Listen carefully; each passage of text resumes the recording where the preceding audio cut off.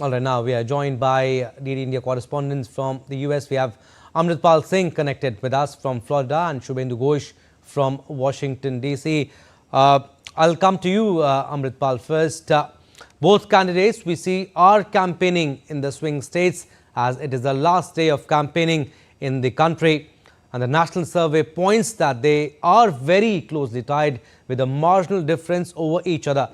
So in a way, the swing states hold a key to the White House.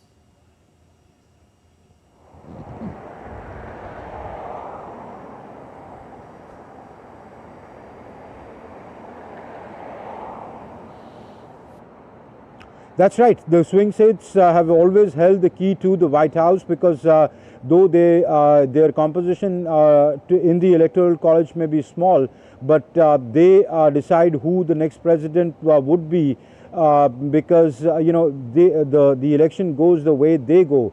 And the latest New York Times Siena College survey points exactly to that.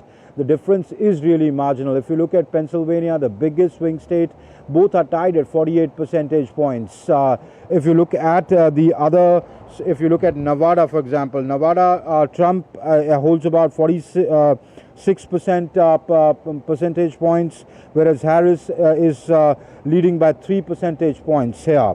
With a margin error, as I said, things could go either way. Again, in North Carolina, the difference is just about 2 percentage points, 46 to 48, 46 for Trump, 46 for Harris. Again, Wisconsin, 47-49, 47 for Trump, 49 for Kamala. Again, Georgia is very closely tied, 47 for Trump, 48, just 1 percentage point difference. Michigan, again tied, 47 percentage points each. Arizona looks a little clear for Donald Trump. According to the poll survey, it says 45 for Harris and 49 for Trump. So nationally, she leads by a margin of 1.4 percentage points. And that is really no margin given the error margin. So that is why you see both sides trying to put all their energies on the last day of campaigning in the swing states. He was in Pennsylvania, she was in Wisconsin, he ended up in Georgia, North Carolina, her running mate again in North Carolina and Georgia, trying to woo the voter. She's saying that don't fall in for the election fraud rhetoric of Donald Trump, clearly sending a message to her voter base and the undecided voters that come out and vote, because whoever gets the voter out really wins this race. Absolutely. Shubhendu, I'll come to you. He's also with us. What is the mood and situation in Washington just before the elections, and would you take us through the election process on November 5th?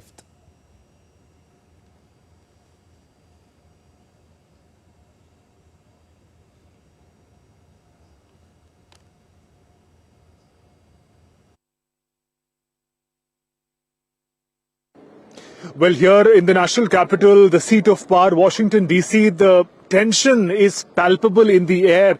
With the election day just round the corner, the security has been heightened for many days now. There was also an incident of a ballot box burning a few weeks ago. All arrangements are being made that any untoward incidents does not happen. There's an elaborate security arrangement at the polling stations as well. Besides the candidates, there's use of drones, bulletproof glasses and other such means. If we talk about the voting process on November 5th, it is going to be a voting from 7 a.m. to 7 p.m. But we also have to take into account the different time zones in the United States. For example, there's a time difference of about 3 hours between Washington, D.C. and California. So this 7 a.m. to 7 p.m. will have to account for that as well. Most of the voting happens on hard copy ballot paper by the voters. There is also about 25% of voting that happens through electronic voting. We have to also remember that during the early voting that has happened here in America, this time over the numbers are quite historic in most of the places, especially the swing states which are in focus in the elections. More than 50% of the voters have already exercised their franchise. The rest of them are expected to vote on November 5th, the election day.